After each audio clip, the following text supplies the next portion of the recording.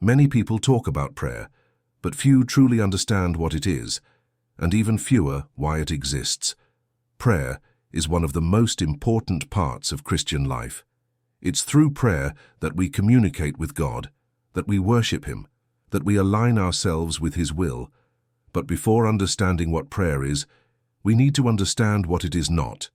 Prayer isn't bargaining, it isn't demanding, it isn't manipulating God's will. Prayer isn't a therapeutic exercise. It isn't a public display of spirituality. It isn't a wish list before a magical genie. Prayer doesn't serve to control God. It serves to submit ourselves to Him. The mistake many make is thinking that prayer is simply asking, yes. The Bible tells us to present our requests in Philippians 4:6. But prayer goes far beyond that. Jesus is the model of prayer. If we want to understand the purpose of prayer, we need to look at how Jesus prayed. In John 17, we see Jesus praying that the Father would be glorified for His disciples and even for us, those who would come to believe. And in the Garden of Gethsemane, He prayed, "Yet not as I will, but as you will." Matthew 26:39. The Son of God didn't use prayer to change the Father. He used it to align with Him. That's the center of prayer. Submission, communion, worship. Prayer strengthens our relationship with God. Jesus prayed constantly. He withdrew to be alone with the Father, not because He needed to inform Him of anything, but because He desired to be close. Jesus went up on a mountainside to pray and spent the night praying to God. Luke 6:12. If even Jesus sought this time with the Father, how can we live without it? Those who love communicate. Those who relate speak. Prayer is that place of exchange, of intimacy, of truth.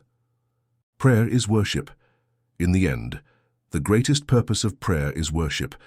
It's recognizing who God is. It's exalting Him for what He does. It's putting Him at the center, not our desires. Lord, You alone are God. 2 Kings 19:15. I will praise You, O Lord, with all my heart. Psalm 86:12-13. Prayer is an altar where we set aside our pride and prostrate ourselves before the greatness of the eternal. The Lord's Prayer is a perfect model. When the disciples asked to learn how to pray, Jesus gave them a complete model. Our Father in heaven, hallowed be Your name. Matthew 6:9-13. Look at the structure. It starts with worship. Then comes surrender to God's will. Only then do requests arise. And finally, the plea for deliverance and strength.